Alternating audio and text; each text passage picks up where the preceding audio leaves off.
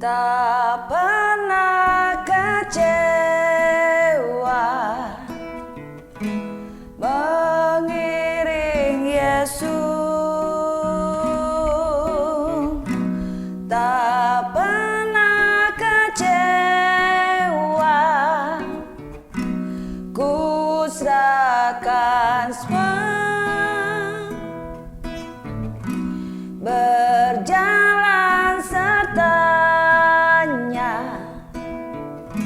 semakin bahagia. Tak pernah kecewa bersamanya.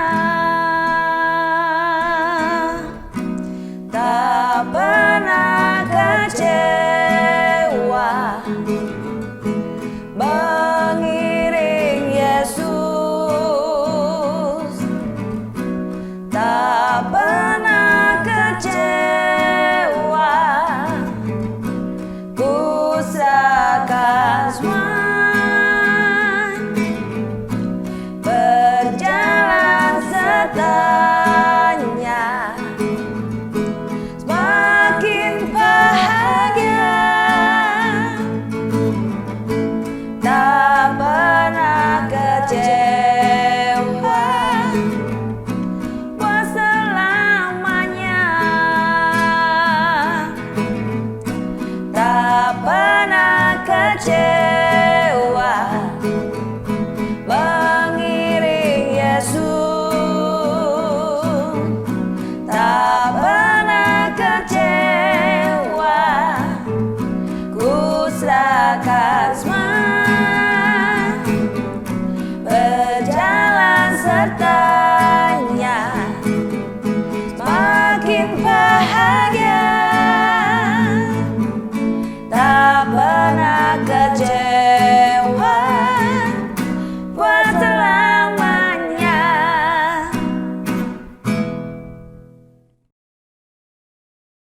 Selamat pagi Bapak, Ibu, Saudara-saudari yang dikasihi Tuhan Yesus Kristus.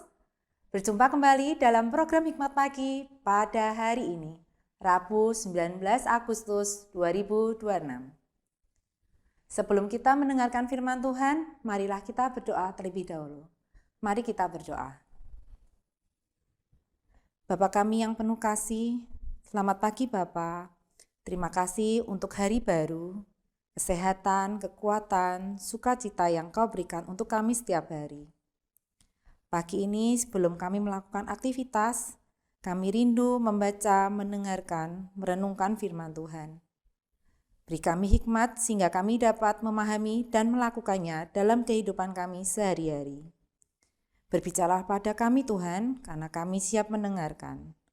Terima kasih Tuhan, dalam nama Tuhan Yesus kami sudah berdoa dan mengucap syukur. Amin.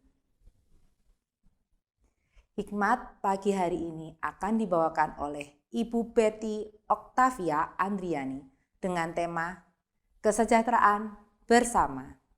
Bacaan terambil dari Yeremia 29 ayat 7 yang berbunyi demikian.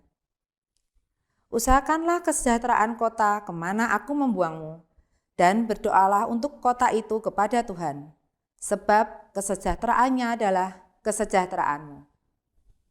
Demikianlah sabda Tuhan, syukur kepada Allah. Ibu Bapak, Saudara-saudari yang dikasihi Tuhan Yesus, surat Nabi Yeremia kepada para tawanan Yehuda di Babel memberikan sebuah paradigma yang sangat mengejutkan. Dalam Yeremia 29 ayat 7, Tuhan berfirman, usahakanlah kesejahteraan kota kemana kamu aku buang.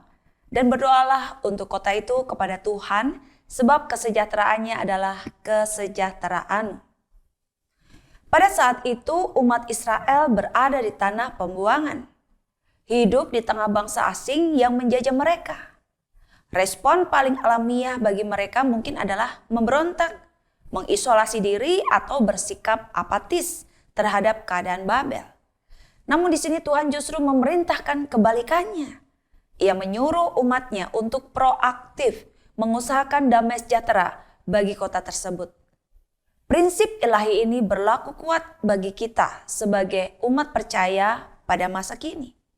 Kekristenan tidak pernah memanggil kita untuk hidup eksklusif dan menutup mata terhadap penderitaan atau kebutuhan masyarakat di sekitar kita. Firman Tuhan dengan jelas menentang sikap apatis atau acuh tak acuh terhadap isu-isu sosial. Tempat di mana Tuhan menaruh kita hari ini, baik di tingkat RT, RW, di desa maupun di kota sebagai warga negara Indonesia adalah ladang pengabdian kita. Kesejahteraan lingkungan tempat kita tinggal berbanding lurus dengan kesejahteraan hidup kita sendiri. Oleh karena itu, iman kita harus diterjemahkan ke dalam tindakan sosial yang nyata. Mengusahakan kesejahteraan kota berarti kita harus bersedia keluar dari zona nyaman gereja dan rumah kita, lalu berbaur dengan masyarakat. Keterlibatan aktif dalam kegiatan kemasyarakatan seperti kerja bakti, membersihkan lingkungan, menjaga keamanan melalui siskamling, hingga menggunakan hak pilih dengan bertanggung jawab dalam pemilu bukanlah sekadar kewajiban sipil biasa. Semua itu adalah bentuk nyata dari ketaatan kita pada perintah Tuhan di dalam mengusahakan kesejahteraan bersama. Umat Kristen harus menjadi agen pembawa damai yang membawa dampak positif, mengubah sikap apatis menjadi kepedulian yang aktif demi kemuliaan Allah di tengah masyarakat. Kepedulian aktif umat Kristen adalah kunci utama mewujudkan kesejahteraan bersama. Amin. Mari kita masuk di dalam doa. Bapa Surgawi, kami bersyukur kesempatan Tuhan anugerahkan bagi kami untuk mendengar sabda Tuhan yang kembali mengingatkan kami untuk memiliki kehidupan yang berdampak bagi masyarakat di lingkungan tempat kami tinggal atau bagi bangsa dan negara kami. Tuhan yang pakai kami sebagai orang percaya untuk mewujud nyatakan ketaatan kami kepada Tuhan di dalam kehidupan sehari-hari. Ketika kami berada di lingkungan rumah kami, di sekitar masyarakat kami, dimanapun kami berada, kami boleh menyatakan kasih-Mu, kemurahan-Mu, dan juga hal-hal yang baik, hal-hal yang positif bagi lingkungan kami, sehingga nama Tuhan yang dipermuliakan, dan itu juga berdampak baik bagi kami pribadi.